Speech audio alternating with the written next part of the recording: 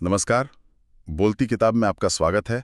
आज हम एक बड़े ही दिलचस्प और शायद थोड़े विवादास्पद विषय पर बात करने वाले हैं। हाँ बिल्कुल। वजन, मोटापा और कैलोरी, ये शब्द सुनते ही सबके कान खड़े हो जाते हैं। सही कहा। और आज हम इस पहेली को सुलझाने की कोशिश करेंगे जेसन फंक की किताब द ओबेसिटी कोड के एक खास चैप्टर के जरिए। जी, हम फोकस कर रहे हैं चैप्टर 5 पर, जिसका नाम है द ओवरफीडिंग पैराडॉक्स। ज्यादा खाने का विरोधाभास।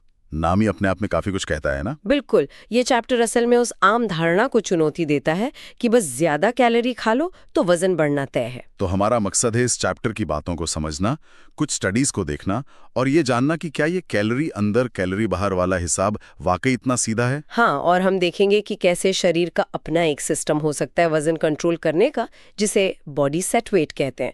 तो ये काफी ज्ञानवर्धक होने वाला है। चलिए तो फिर शुरू करते हैं। एक बड़ा ही मजेदार उदाहरण है इस चैप्टर में, सैम फेल्थम का खुद पर किया गया प्रयोग। हाँ, सैम फेल्थन, उन्होंने एक एक्सपेरिमेंट किया अपने ऊपर 21 दिनों तक। और उन्होंने खाया क्या, मतलब कितनी कैलोरीज? उन्होंने रोजाना, आप यकीन नहीं करेंगे, लगभग 5800 कैलोरी खाई। 5800? ये तो मतलब सामान्य जरूरत से 2 गुना, शायद 3 गुना भी। हाँ, बहुत ज्यादा।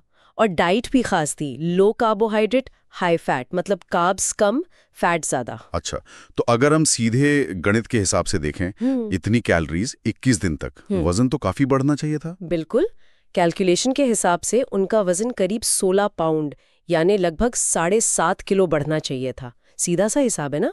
अतिरिक्त कैलोरी वजन बढ़ाएंगी। पर हुआ क्या? यहीं पर वो विरोधाभास वाली बात आती है शायद। एग्जैक्टली। असल में उनका वजन बढ़ा तो, लेकिन सिर्फ 2.8 पाउंड, मतलब मुश्किल से 1.3 किलो। क्या बात कर रहे हैं? 7.5 किलो की उम्मीद और बड़ा सिर्फ 1.3 किलो। हाँ, और इससे भी ज्यादा हैरान करने वाली बात ये थी कि उनका वजन तो थोड़ा बढ़ा, पर उनकी कमर का नाप वो 1 इंच घट गया। कमर घट गई ज्यादा खाने पे? ये कैसे मुमकिन है? मतलब ये तो पूरी तरह से उल्टा है जो हम सोचते हैं। है, यही तो विरोधाभास है। इससे लगता है कि शरीर सिर्फ कैलोरी गिनकर काम नहीं करता, कुछ और भी चल रहा है। तो ये अकेला ऐसा केस था या और भी ऐसे उदाहरण हैं? नहीं, ये अकेला नहीं है। एक और बहुत मशहूर स्टडी है जिसका जिक्र फंग करते हैं, डॉक्टर एथन सिम्स की। अच्छा, डॉक्टर सिम्स? उन्होंने क्या किया था? उन्होंने वर्मोंट स्टेट जेल के कुछ कैदियों के साथ एक प्रयोग किया। स्वयंसेवक थे वो? जेल के कैदियों के साथ? क्यों? उस समय एथिकल गाइडलाइंस थोड़ी अलग थीं और ये नियंत्रित माहौल में लंबी स्टडी करने का एक तरीका था। खैर, उन्होंने इन कैदियों को जानबूझकर जरूरत से कई ज्यादा कैलोरीज खिलाई। कितनी ज्यादा? सैम फेल्थम जितनी? उससे भी ज्यादा। कभी कभी तो दिन में 10-10 हजार कैलोरी तक। 10,000 कैलोरी? बाप रे!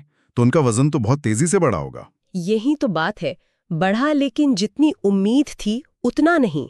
मतलब अनुमानित वजन वृद्धि की तुलना में वास्तविक वजन काफी कम बढ़ा। फिर से वही बात, मतलब शरीर ने फिर से कुछ गड़बड़ की कैलोरी के गणित में। हाँ, ऐसा ही लगता है। और सिर्फ इतना ही नहीं, उन कैदियों को अपना वजन 20-25% बढ़ाने के लिए महीनों तक जरूरत से बहुत ज्यादा खाना पड़ा। ये आसान नहीं था उनके लिए। कई ने तो कहा कि उन्हें खाना देखकर उबकाई आती थी। तो मतलब शरीर जैसे लड़ रहा था उस अतिरिक्त वजन के खिलाफ। बिल्कुल, और यहीं पर मेटाबॉलिज्म की बात आती है।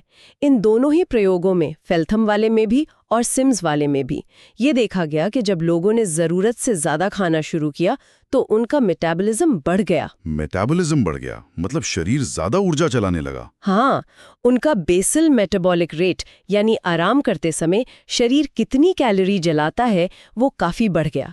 सिम्स की स्टडी में तो कुछ मामलों में 50% तक की बढ़ोतरी देखी गई। 50% तक? ये तो बहुत ज्यादा है। तो शरीर ये अतिरिक्त कैलोरी जला कहाँ रहा था, मतलब गर्मी पैदा करके? हाँ, एक तो वो, इसे थर्मोजेनिक इफेक्ट कहते हैं। शरीर अतिरिक्त ऊर्जा को गर्मी के रूप में उड़ा देता है। आपने महसूस किया होगा कभी ज्यादा खाने के बाद थोड़ी गर्मी लगती है। हाँ, होता है कभी कभी। वो इसी का हिस्सा हो सकता है। और दूसरा, एक और चीज होती है, नीट।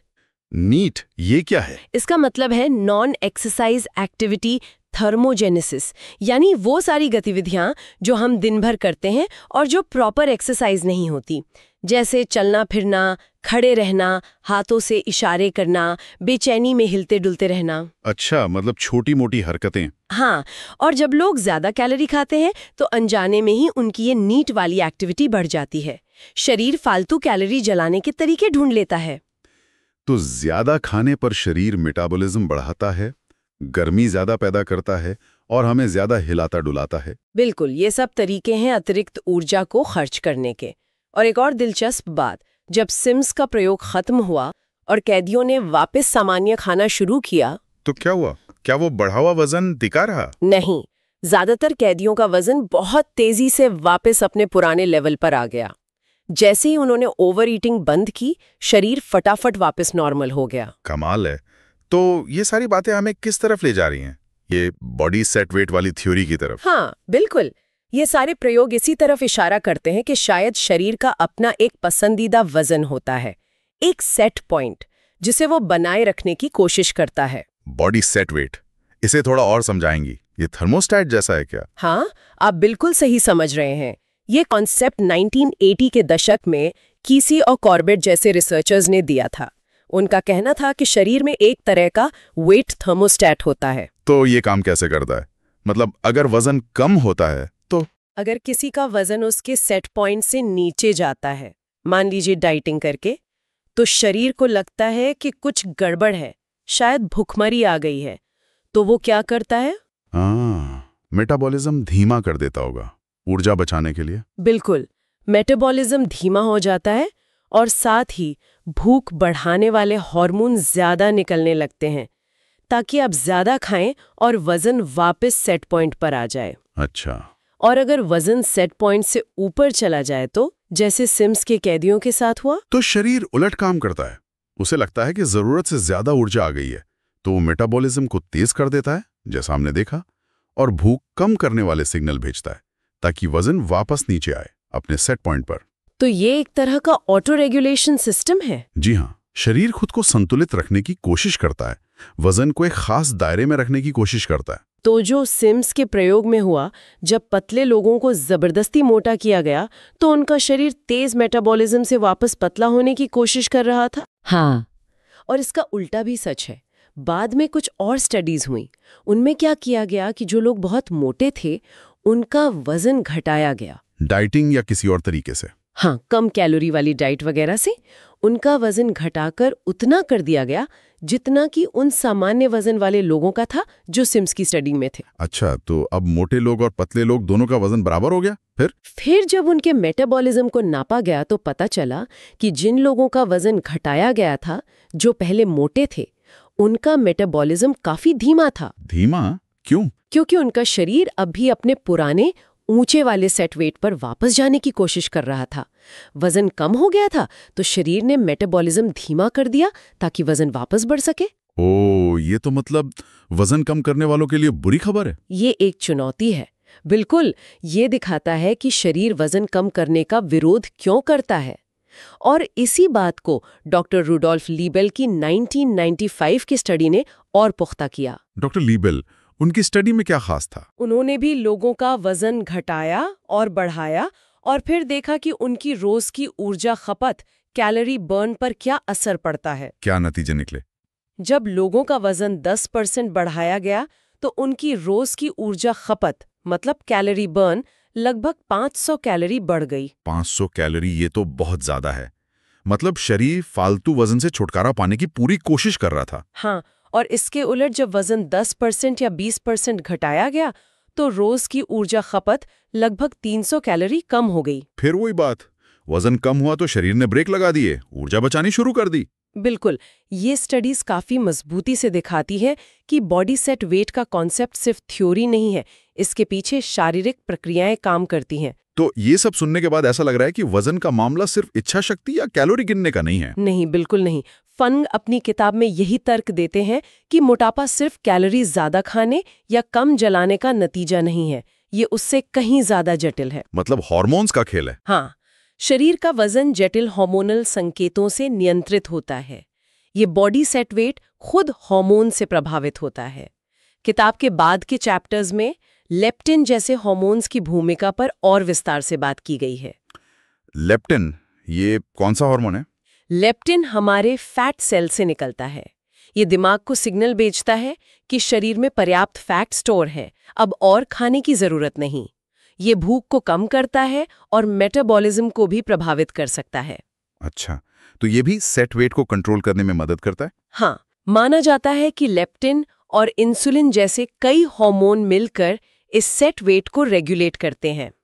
अगर ये हार्मोनल सिग्नल गड़बड़ा जाएं, तो सेट वेट खुद ऊपर या नीचे खिसक सकता है, जिससे मोटापा या दुबलापन हो सकता है। तो मतलब अगर किसी का सेट वेट ही ज्यादा है, तो सिर्फ कैलोरी कम करने से वो हमेशा अपने शरीर से लड़ता ही रहेगा। काफी हद तक यही बात फंग समझाने की कोशिश कर रहे हैं। उनका कहना है कि पारंपरिक डाइटिंग जो सिर्फ कैलोरी कम करने पर फोकस करती है, वो अक्सर फेल इसलिए हो जाती है क्योंकि वो शरीर के सेट वेट के खिलाफ जाती है। शरीर मेटाबॉलिज्म धीमा करके और भूख बढ़ाकर उसका विरोध करता है। ये तो सोचने वाली बात है।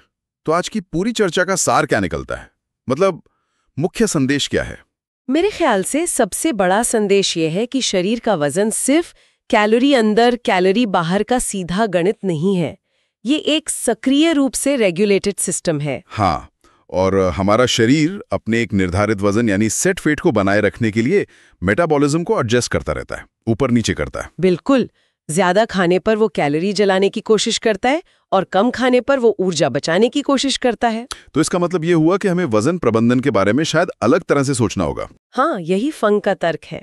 शायद हमें सिर्फ कैलोरी गिनने के बजाय उन चीजों पर ध्यान देना चाहिए जो हमारे हार्मोनल संतुलन को और हमारे सेट वेट को प्रभावित करती हैं, जैसे कि हम क्या खा रहे हैं, कार्ब्स, फैट, प्रोटीन का अनुपात, कब खा रहे हैं, इंसुलिन का लेवल कैसा है, वगैरह। ये तो पूरी तरह से एक नया नजरिया है वजन को देखने का। है तो, और ये पारंपरिक सलाह से काफी अलग है। तो ये थी हमारी आज की गहरी चर्चा जेसन फंग की किताब द ओबेसिटी कोड के 5वें अध्याय द ओवरफीडिंग पैराडॉक्स।